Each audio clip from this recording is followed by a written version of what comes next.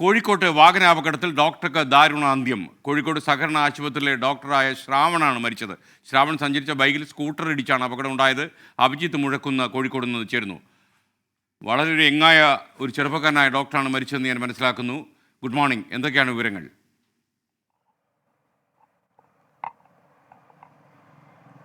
Good morning. യുവ ഡോക്ടറാണ്, 28 വയസ്സ് മാത്രമാണ് പ്രായം. ഇന്നലെ രാത്രി 12 മണിയോട് അടുപ്പിച്ചാണ് ഇരിങ്ങാടൻ പള്ളിക്ക് സമീപം ഈ അപകടമുണ്ടായത്. ശ്രാവൺ സഞ്ചരിച്ച ബൈക്കും മറ്റൊരു സ്കൂട്ടറും തമ്മിൽ കൂട്ടിയിടിക്കുകയായിരുന്നു.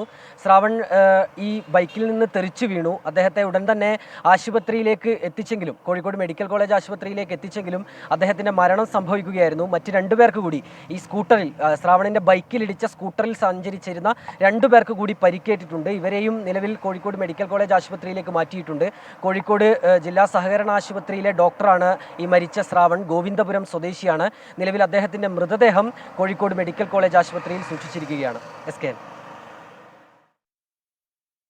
Thank you Abhijith Muzhakkunnu. വിധി ദിനത്തിൽ 24 മാജിക് ജൂൺ 4 ചൊവ്വാഴ്ച രാവിലെ 5 മണി മുതൽ 24-ൽ.